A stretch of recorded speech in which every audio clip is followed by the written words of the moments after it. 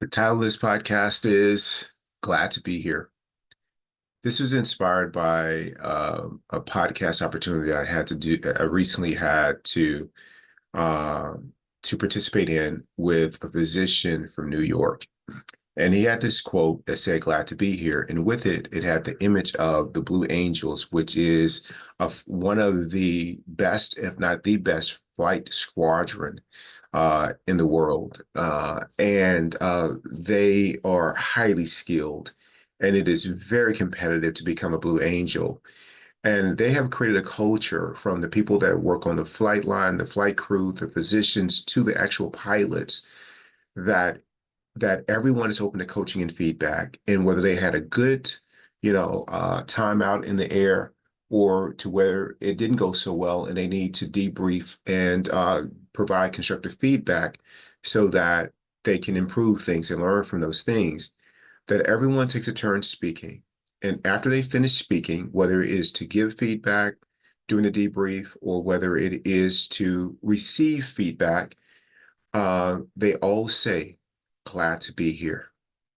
And I think about that ever since he told me that I want to take that on. Like, I want to make that part of how I move through my life.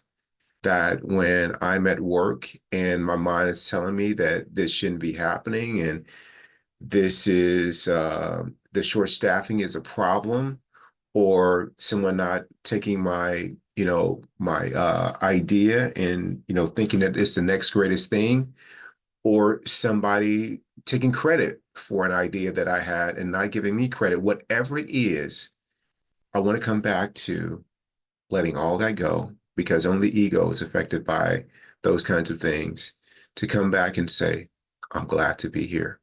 One of the things that I've learned to do at Mayo Clinic, and I do this all over my throughout my life, is that when I volunteered at Mayo Clinic, it was at a rock bottom moment, 10 years ago. And I remember with the things that I did as a volunteer, I did things that the people that I was supporting, they didn't do.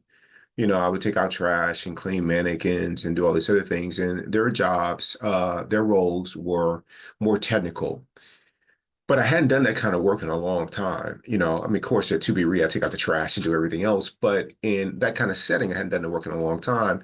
And I had the education level to where, typically that would not be a job that I would do. Although I am not too good for a job like that. I am happy to take the trash out. But I remember whatever the role was, and whether I was to come in and be the keynote speaker, and then at the last minute they said, no, you're not going to be the keynote speaker, and you may have spent a couple months preparing. That's okay. You've been scratched. I just come back to, I'm here to serve, whatever that looks like. And right now, the moment looks like you're not here, you're not speaking, but maybe you can move these tables and chairs to create the space for the audience that's going to hear the chosen speaker. I'm here to serve. That's it. And I think when I come to ToBeRe and I am moving weights for people and taking weights to them, for them, taking weights on and off, asking them what do they need next for their workout, I'm here to serve. That's it. Period. In the community, somebody hits a pickleball, over into our court and they're walking toward it. I'm jogging to the ball to get to it as fast as I can to toss it back to them, because I'm here to serve the moment in front of me the best that I can. And that's what I think about when I think of this quote from the Blue Angels. Glad to be here. Man, like, I am just glad to be here.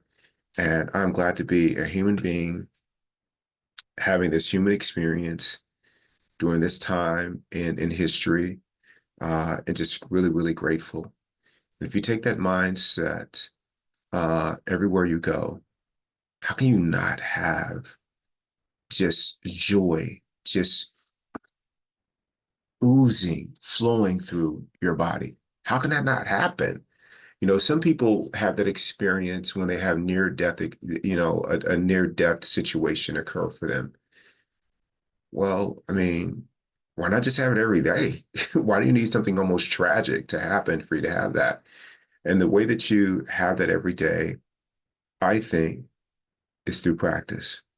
And for me, it begins with getting my sleep, eating well, so I'm conscious, exercising so that the physical part of my being has been attended to, so that the other part of my being can be can be aware and conscious. And then from there, it's just using everything that shows up in life as an opportunity to accept, to take action if action is called for, but intelligent action that's aligned with me living a peaceful, open-hearted life. And then when things don't go a certain way, using those moments as an opportunity to let go of myself, that the part of me that can't handle it, because that part needs to go. That part needs to go. And then if I can do that, then I can easily say, I'm glad to be here. And I hope you will look at the same way. At the end of the day, you come back home, the kids haven't done their homework. You've had a busy day of meetings or a busy day of work. You are tired, you are hungry, and you come into a messy house. Pause for a second. Don't bring that problem into the house for your significant other or for your children. And just before you go through the door, say, I'm glad to be here. What a gift that would be for your loved ones. Man, I wish my stepfather had done that when I was growing up. And the same goes for when you walk into the workplace. No matter what happened the day before or the night before, or what you think you might be walking into, the fact that you have a job, pause. And before you reach for the door handle or before the sliding glass doors open, say to yourself, I'm glad to be here. And then let that inform the way that you show up for your colleagues, for your customers, and for yourself. Glad to be here.